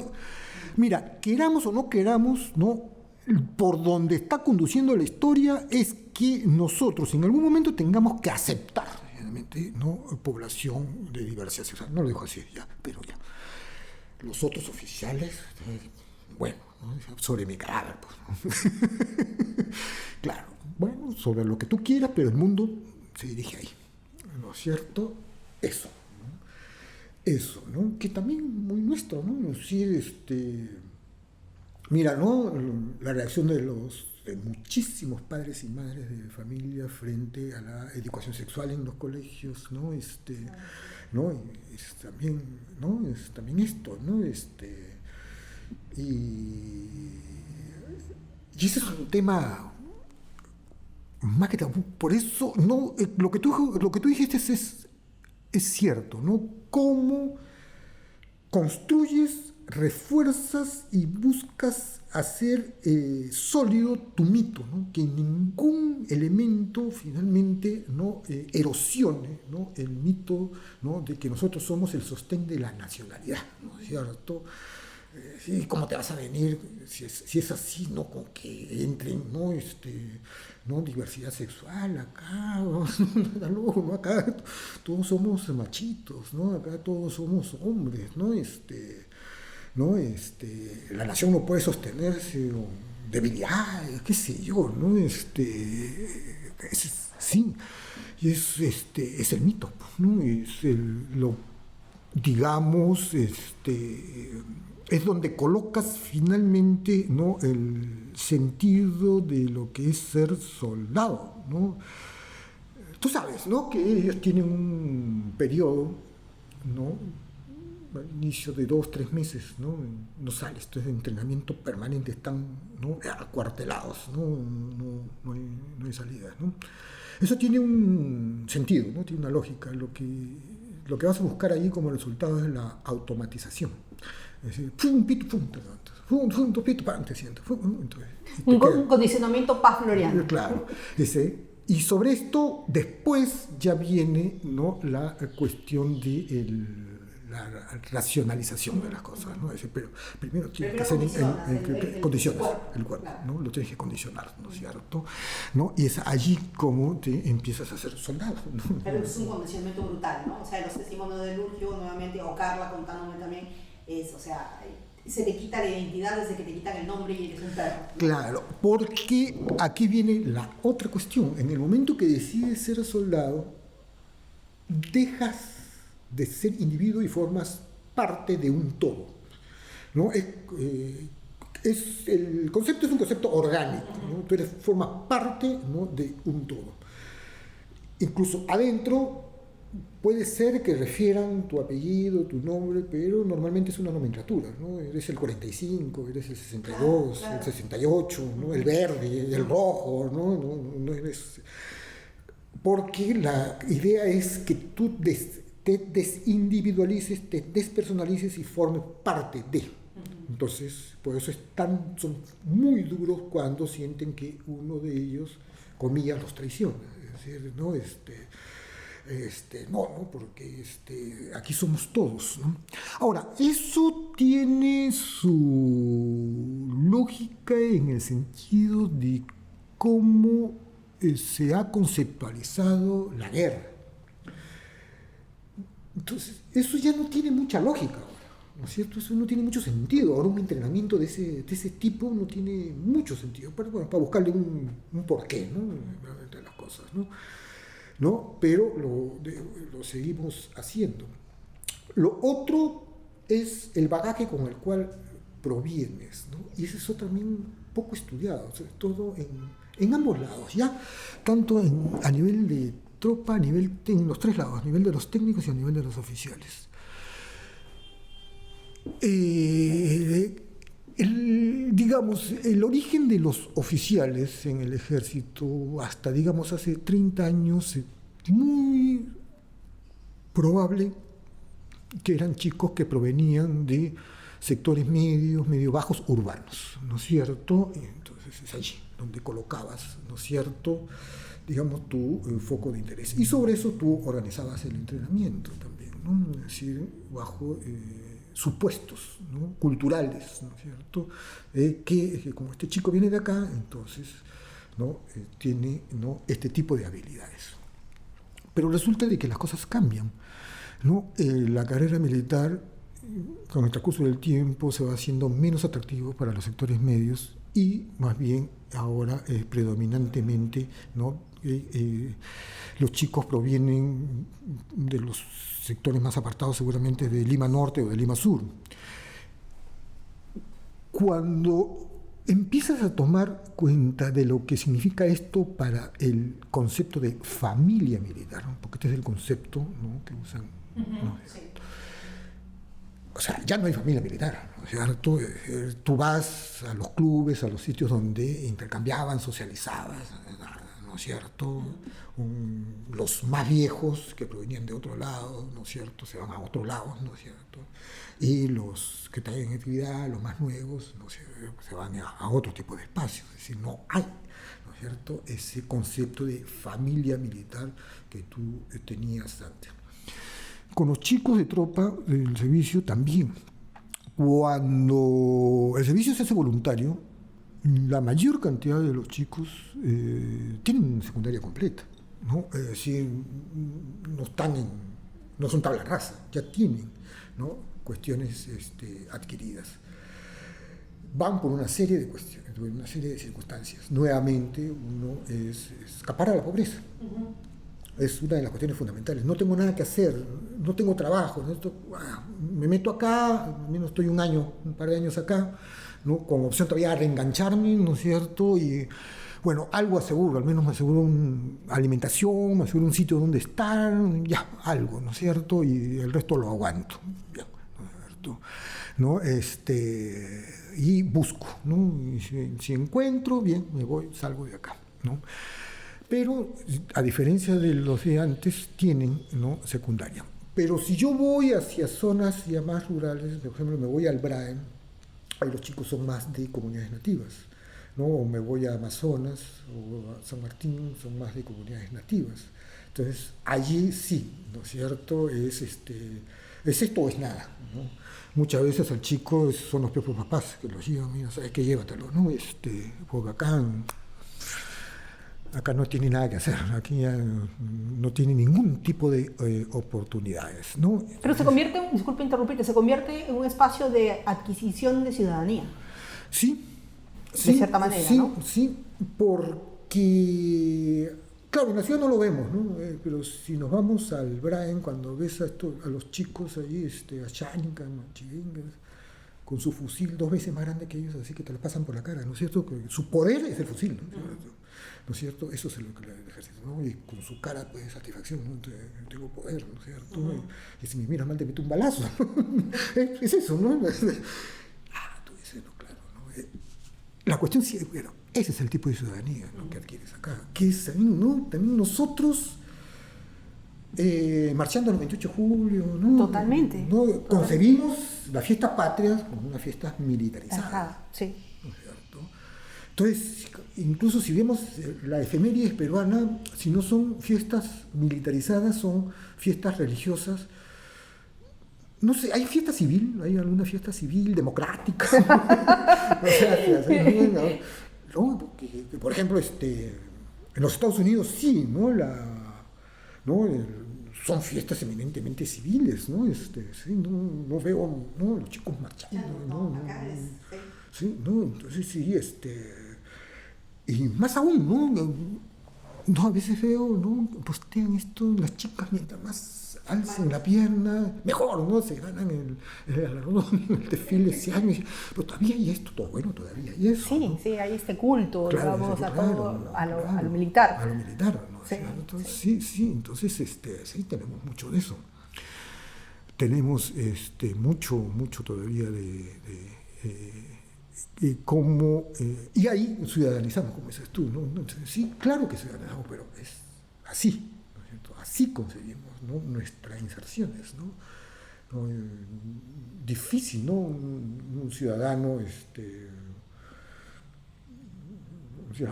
civil, la redundancia casi ahí, ¿no? Casi, ¿no? Está reducido, ¿no? Esferas muy chiquitas, ¿no? Que además cada vez se reduce más, ¿no? El ataque, ¿no? A eso es de todos lados, muy nutrido, sí, vuelve a aparecer más bien esto, ¿no? No sé qué ahora, pero no sé qué tanto, digamos, hay expectativas para tener cursos de instrucción premilitar en los colegios, ¿no? O las chicas, cursos de cocina y costura, ¿no? Así, ¿no? Ideas, ¿no? Las chicas hacen este tipo de cursos, los chicos van a hacer otro tipo de cursos, ¿no es cierto? Y así, ¿no? Si no las hay, estoy seguro, eso sí, que muchos padres, madres, incluyendo amigos y amigas, aspiran un poco a esto también, ¿no? Eduardo, bueno, no quiero quitarte mucho tiempo, pero para ir cerrando y aprovechando también un poco tu transitar por la Comisión de la Verdad, ¿no? Mirando ese informe, mirando, digamos, cómo se abordó el papel, el rol de las Fuerzas Armadas, ¿no? Y bueno, obviamente de allí a acá ha pasado mucho. ¿Qué cosas tú piensas que pudo haber hecho diferente el informe respecto a este punto? A ver, si bien yo no estuve en el equipo que elaboró esta parte de la comisión, estuve, digamos, cercano, todo por ahí al ladito, ¿no? Primera cuestión, los recursos, es decir, el equipo mínimo, porque era una persona, ¿no? Digamos, seleccionó el objetivo, ¿no? Es decir, cómo se formula la estrategia contrasubversiva del ejército, en este caso, ¿no? ¿Sí? Para el momento y para lo que tenía, más tampoco podía dar, ¿no es cierto? Es decir, ya, era eso, y estaba ahí. Entonces, siempre mi idea fue, a partir de eso, ¿qué más? O sea, ¿qué podríamos seguir desarrollando hacia adelante, ¿no? Y yo publico mi libro luego y a partir de esa pregunta, ¿no? Y bueno, a partir de esto, ¿qué más? Entonces, ¿qué agrego, ¿no? a la doctrina contrasubversiva? Digo, que no solamente fue, digamos, un cuerpo teórico, metodológico que el ejército peruano, las Fuerzas Armadas peruanas, ¿no es cierto?, importaron, ¿no? Y le hicieron suyo y con esto elaboraron sus manuales para que, dadas las circunstancias, actuar de esa manera. También fue producto de una experiencia, que es más o menos todo lo que hemos estado hablando, ¿no? Es decir, cómo los oficiales, a partir de su experiencia, van concibiendo, ¿no? el otro, el indio, el no civilizado, el peligro, la amenaza también allí, ¿no es cierto? Cómo vas estableciendo, ¿no? tus criterios contrasubversivos, incipientes todavía, a partir de este tipo de experiencia, cómo la amenaza, el enemigo, ¿no? tienen, ¿no? esta forma, la forma que luego tú lo vas a ver en el año 81 con Noel, ¿no? Sus memorias del general Noel, ¿no? A ver, yo llego a Ayacucho y todos son igualitos, ¿no es cierto? Es decir, no ve diferencias. Todos son subversivos también. Todos son subversivos. Sí, sí. Claro. Y tengo que usar la OPA, ¿no? Porque era lo que te mandaba el manual. ¿Dónde está la OPA? En la Universidad de Huamanga. ¿Y quiénes son los que forman la OPA? Fulano, sutano, mengano. No es decir, pero ya. Eso, ¿no es cierto? Es decir, ya tú tenías preestablecido, ya tenías un prejuicio, ¿no? Ya tenías el marco bajo lo cual, ¿no? tú ibas a ver, tú no ibas a investigar, no ibas a diagnosticar, no ibas a ver, sino que ya tú tenías el cuadro y por lo tanto, ¿no? ya tenías identificado quién era quién allí. Ya esto era, ¿no? También, ¿no? Es decir, eso se desarrolló durante un siglo, ¿no? ¿Dónde está la amenaza? ¿Quiénes eran? ¿No es cierto? Y que tú lo ves ahora ya en su versión completamente distorsionada, ¿no es cierto? En el tarruco, en el tarruquismo, ¿no? Es acá, claro, era más doctrinaria. Entonces, esto no era solamente, ¿no? importar, ¿no? un manual, una doctrina de los franceses o de los americanos también. Y para mí era fundamentalmente una experiencia como peruano, ¿no? Yo, digamos, ¿no? Cuando vamos avanzando, vamos viendo, ¿no? Vamos digamos, estableciendo, ¿no? los criterios del amigo y enemigo a partir de mis prejuicios culturales, ¿no? Es decir, ¿no? siempre desconfía de esto. Y para mí lo sensacional, para decirlo de alguna manera, ¿ya? Todo esto fue cuando precisamente en la época de Noel Mora, decir, bueno, ¿y con qué tropa vamos a atacar a Sendero? No puede ser, yo desconfío de los locales, ¿no es cierto? Bien, sí, desconfíalos, ¿no es cierto? Entonces, como yo desconfío de los locales, entonces vamos a traer tropas de la costa y que sean fundamentalmente afroperuanos, ¿no es cierto? Porque lo de acá, ¿no? En los Andes le tienen miedo finalmente a los afroperuanos. Y yo creo perfectamente, aquí ya no careta la República, ¿no es cierto? Las tropas afroperuanos entrando a Huamanga, la plaza de armas de Huamanga, ¿no? Te voy a comer y todo esto, ¿no? Entonces, bueno, esto no es solamente pues los soldados, los oficiales militares, ¿no? Sí, la República te puede decir por qué este es un mensaje que vamos a entender todos los peruanos, ¿no es cierto? Que esto viene así, ¿no? Formateado de esta manera, ¿no? Entonces, eso hay, ¿no? Sí. Y bueno, ¿sabes qué? A veces me da la sensación que amigos y enemigos se van al informe de la comisión como si fuera una Biblia, ¿no? Para ver qué dice. ¿No? Dice tanto que no dice, ¿no? Que no dice, ¿no? No es así, ¿no? Creo que fue un momento, se hizo hasta muchísimas cosas, creo que la gran mayoría de cosas no se sabía, como bien, digamos, la comisión después de decir, no se sabía, ¿no? Qué cosa es lo que había ocurrido, además 10, 15 años antes, de cómo reconstruir cosas 10, 15 años antes, ¿no?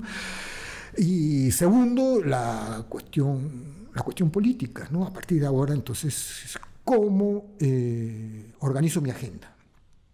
entonces preguntarnos, ¿no?, que a partir de lo que se estableció ahí, cómo, por ejemplo, las universidades organizaron sus agendas, cómo las organizaciones de derechos humanos organizaron sus agendas, cómo las ONG, ¿no es cierto?, organizaron sus agendas.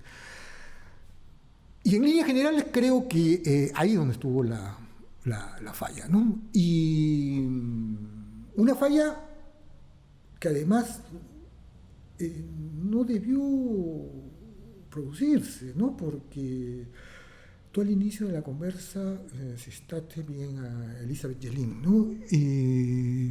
Si no me equivoco, el segundo capítulo de sus libros, ¿no?, sobre las memorias, habla de esto es una lucha política.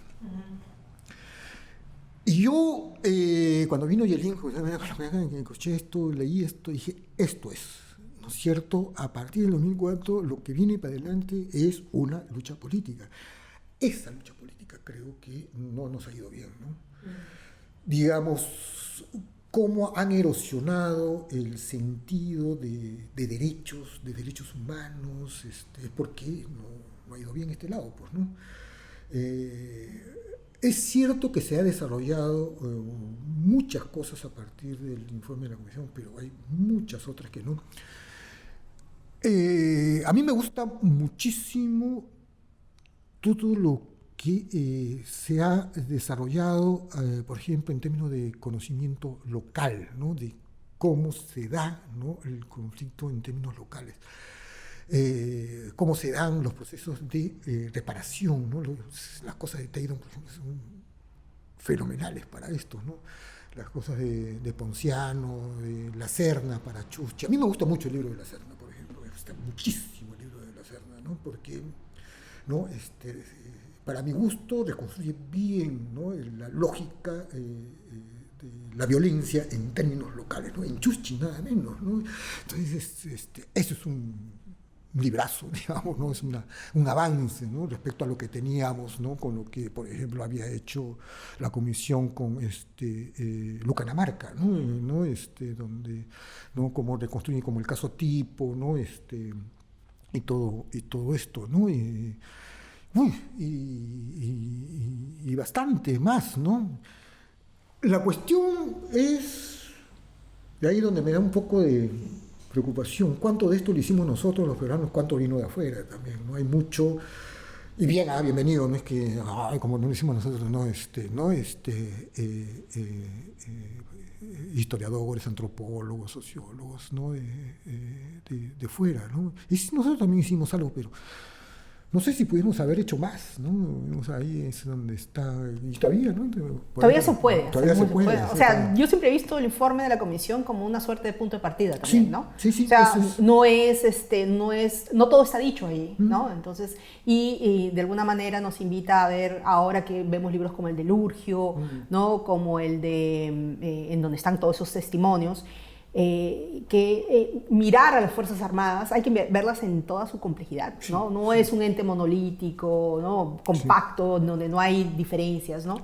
Porque como tú dices, cuando se acerca la lupa, ves que hay fracturas también, ¿no? Las mismas fracturas que nuestra sociedad atraviesa. Sí, ¿no? Y bueno, luego esto que acabas de decir, ¿no?, también un gran avance es, son pocos, pero creo que están haciendo avances significativos sobre comprensiones y conocimientos de un actor fundamental en todo esto que es el actor armado estatal, ¿no?, en las Fuerzas Armadas, ¿no?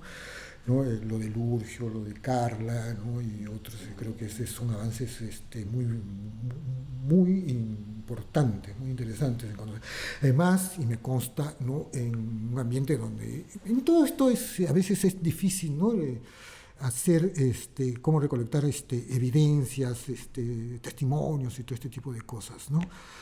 Pero en este tema en especial aún más, ¿no? Es un poco complicado, ¿no?, hacerlo, pero que lo hayan hecho creo que sí, ¿no?, remite a cosas que no se conocían. Claro, no se pero conocían, ojo, que también muchas de estas cosas que le han contado los soldados a Carla, por ejemplo, ¿no?, son, me imagino que muchos de estos testimonios salen como anónimos, ¿no?, porque es personal, o que bien está dentro todavía, o tiene un familiar dentro, ¿no?, y no puede simplemente decir quién es, ¿no?, porque va a haber algún tipo de represión, como tú dijiste. Yo me acuerdo haber ido a una audiencia de un militar Y afuera, sin querer, llegué muy temprano y estaban los generales hablando, ¿no? Y lo que decían de este hombre era traidor, ¿no? Soplón, que deshonra a las Fuerzas Armadas, ¿no? Porque de alguna manera esta persona estaba haciendo, su deposición era en contra de ellos, ¿no? Entonces, sí, pues la sanción, digamos, moral, ¿no? Es fuerte, ¿no? Sí. El paria nace al toque, ¿no? Ahí. Sí. Y otras cosas que tampoco se han, digamos, seguido desarrollando, que no han tenido dinamismo. Por ejemplo, toda esta manera de ver lógicas regionales, por ejemplo, que tuvo la Comisión, no continuó, ¿no? Y debió continuar, porque hay muchas diferencias, ¿no? También si uno ve bien, ¿no? Eso incluso está muy disparejo por cuestiones razonables, ¿no? Era en tan poco tiempo y con tan pocos recursos, ¿no? Buscar, digamos, que informes, ¿no? que hayan provenido desde el lado amazónico, ¿no? San Martín, Huánuco, ¿no? Tengan la misma calidad de lo que tenían, ¿no? En la zona andina. El libro de Ricardo Caro, bueno, ese es un libro muy importante también, ¿no? Muy importante porque entra en una lógica también muy específica, ¿no? Y en donde bueno, a nosotros, cuando digo nosotros, a veces nos toca bien porque somos parte de la historia que cuenta Ricardo en su libro, ¿no? Es una historia también institucionalmente muy dramática, ¿no?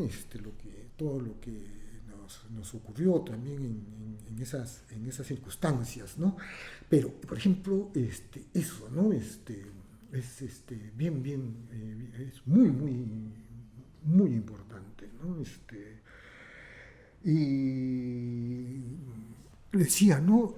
Y habría que buscar más, ¿no? Encontrar formas, métodos que nos permitan acercarnos un poco mejor a las lógicas de violencia, ¿no? En las partes amazónicas, porque ahí además se involucra con otros procesos, por ejemplo el narcotráfico. Narcotráfico, ¿no? Claro. ¿No? Entonces, hasta que eso es se arma una trenza mucho más compleja. Claro, ¿no? Entonces, no se ha seguido desarrollando, ¿no? Igual, porque hubo zonas donde Sendero no pudo entrar, simplemente, ¿no? Claro, no, porque las rondas, sí, está bien, estaban las rondas ahí, pero ¿qué más? ¿No es cierto? ¿Qué más hay en la lógica rural, ¿no? De Cajamarca, en la Sierra de la Libertad, en la Sierra de Piura, ¿no? ¿Qué más hubo ahí, ¿no? Claro, ahí es ahondar un poco en los procesos políticos internos, los partidos existentes, ¿no? Las disputas políticas que en su momento tuvieron, o sea, cuando hablábamos con Pepe Coronel en La Oruga, él también, o sea, es que a veces tenemos esa idea de imaginar el Perú y la provincia como vacío, ¿no? Donde no hay historia, pareciera, ¿no? Claro. Entonces, cuando son lugares donde ha habido ricos procesos, digamos, de transformaciones, y ha habido militancia, y han habido partidos, ¿no? Y disputas entre el APRA, partidos de centro, partidos de izquierda, ¿no? Y digamos, es importante mirar para tener esa mirada, digamos, más rica sobre los procesos históricos. Así es. Sí, ahí está el informe. Con un montón de cosas que todavía faltan desarrollar. Totalmente. Y yo creo que es muy saludable, inclusive leer a aquellos que no están de acuerdo, me refiero al libro de los militares como el de Clemente Noel, que es más allá de que puedas discutir y pensar de que el libro, bueno, no sintonizas con el libro, pero es un libro importante, ¿no? Sí. Para ver y poder ir más o menos dilucidando un poco las lógicas de las historias de los militares, ¿no? O el de Samamé también, ¿no? O sea... O la reconstrucción de los juicios. Alguna vez estaba conversando, me encontré con Jomery Burt. ¿Dónde me ella estuvo pues en... Claro, decía, justo cuando iban ya nuevamente a abrir el caso de Hurtado, ¿no? Oye, pero es clave reconstruir sociológicamente, antropológicamente el caso, ¿no? No jurídicamente, no el procedimiento penal, no. Sí, ahí, por ejemplo, ¿no? Es la reconstrucción de los casos, de los procesos judiciales, pero bajo una mirada sociológica, antropológica, ¿no? Todo lo que dice, cómo lo dice, por qué lo dice, es increíble. Sí, yo estuve allí en unas cuantas audiencias Y es increíble, como tú dices, no solamente como él lo expresa, ¿no? Como se expresan los generales, claro, pero tienes este vidrio que los separa y atrás están todos los campesinos, ¿no? Y por un momento se me hacía chiquito el corazón, porque Telmo le gritaba a ellos: si me dicen asesino, ustedes también son asesinos, ¿no? Y tenías acá a los campesinos que habían sufrido esa violencia, que de alguna manera sentías que estaban con el asesino. O sea, en las palabras, era como si él, como el muñeco ventríloco, ¿no? Era como que si él en ese momento estuviera verbalizando el sentir de ellos. Claro. Pero qué fregado, ¿no? Qué fregado, porque estás de alguna manera estrechando lazos, por así decirlo, con el victimario, ¿no? Porque son situaciones, ahí donde se condensan 500 años de historia, ¿no? Sí, es brutal. Fue brutal eso, esas reacciones del lado de acá, ¿no? Era como, diablos, parece que van a querer aplaudir a la persona que ejecutó esa matanza, ¿no? Porque esa persona le está gritando a otros que están más arriba en el poder lo que ellos quisieran decirle, ¿no? Entonces, de alguna manera me ilustró este país y sus injusticias y todo, la precariedad ciudadana, ¿no? Todo allí. Sí, eso es. Bueno, querido Eduardo, gracias a ti por habernos acompañado. Y bueno, estás invitado más adelante, esperemos poder contar contigo para otros temas. Para lo que deseen, esto siempre. Para mí es muy motivante, ¿no? Porque además de recordar, además de analizar, también me permite ordenar, ¿no? Las cosas, me permite ver también mis propios olvidos, mis propias, haber puesto de lado cosas que a veces que son importantes, ¿no?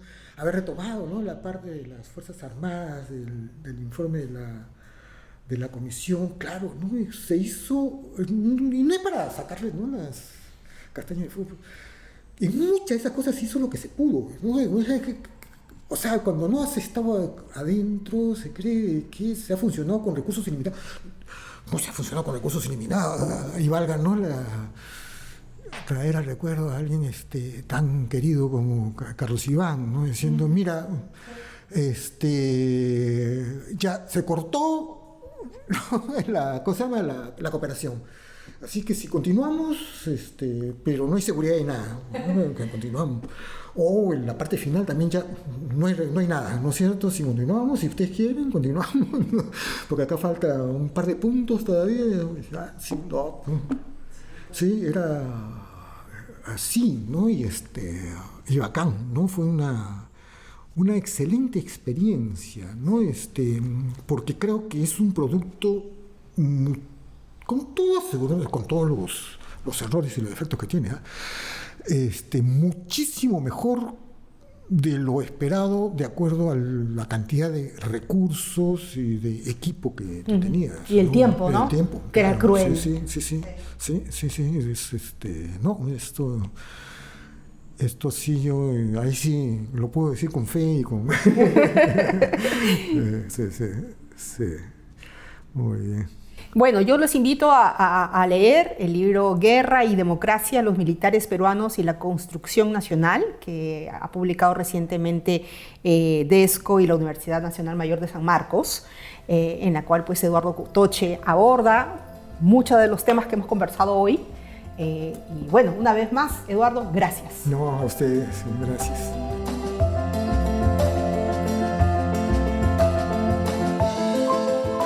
La Oruga es un podcast del Instituto de Estudios Peruanos. Pueden encontrarnos en laoruga.pe, Spotify, YouTube, Instagram, Facebook y Twitter. No se olviden de comentar y compartir nuestros episodios. Muchas gracias y hasta el próximo viernes.